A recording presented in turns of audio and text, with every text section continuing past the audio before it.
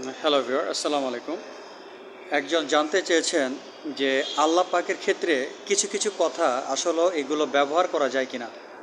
যেমন আল্লাহ রাগান্বিত হন, তিনি জানতে চান, তিনি পরীক্ষা করতে চান, এই ধরনের শব্দগুলো মহান আল্লাহ তাআলার ক্ষেত্রে ব্যবহার করা যায় কিনা। আসলে এই সকল শব্দগুলো মহান আল্লাহ তাআলার ক্ষেত্রে ব্যবহার করা ঠিক নয়। পবিত্র কোরআন শরীফে অনেক শব্দ আছে যেগুলো সাধারণ মানুষের বোঝার জন্য ওই সকল শব্দগুলো ব্যবহার করা হয়েছে, কিন্তু প্রকৃতপক্ষে ওই সকল শব্দের যদি আমরা ব্যাখ্যা করি, আসলে এই ব্যাখ্যাগুলো কিন্তু প্রপারলি হয় না।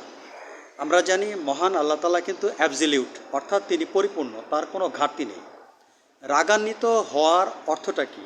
যে মনের বাহিরে কোনো কিছু হওয়া, অর্থাৎ ইচ্ছার বাহিরে কোনো কিছু হলে আমরা রাগান্বিত হই। যেহেতু পৃথিবীর কোনো কিছুই মহান আল্লাহ তাআলার ইচ্ছার বাইরে হয় না, সো রাগান্বিত হওয়া শব্দটি মহান আল্লাহ তাআলার ক্ষেত্রে প্রযোজ্য নয়। আবার জানতে চাওয়া, আমরা অনেক কিছু জানি না ভবিষ্যতে কখন কি হবে, সো মহান আল্লাহ তাআলা সব কিছু জানেন, তার জন্য জানতে চাওয়া শব্দটি তার জন্য পারফেক্ট নয়।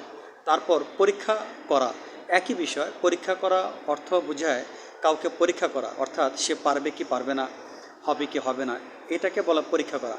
মহান আল্লাহ তাআলা সবই জানেন, সো তিনি আবার কি পরীক্ষা করবেন বা তিনি আবার কি জানতে চাইবেন, এই কথাগুলো আসলে ইনভ্যালিড। এই কথাগুলোর কোনো যৌক্তিকতা বা মূল্যায়ন নেই।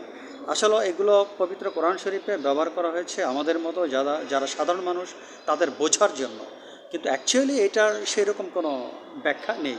তার মানে আমাদের বুঝে নিতে হবে যে মহান আল্লাহ তাআলা এগুলো আমাদের অ্যাঙ্গেল থেকে বলেছেন, যেন যেন আমরা এগুলোকে রিয়েলাইজ করতে পারি, বুঝতে পারি।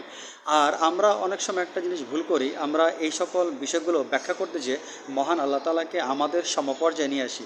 যেমন আমরা জানতে চাই, আমরা রাগান্বিত হই, আমরা পরীক্ষা করতে চাই, আমরা এরকম মহান আল্লাহ তাআলাকেও আমাদের সমপর্যায়ে নিয়ে আসি, বা আমরা তাকে আমাদের চাইতে আরও বেস্ট মনে করি।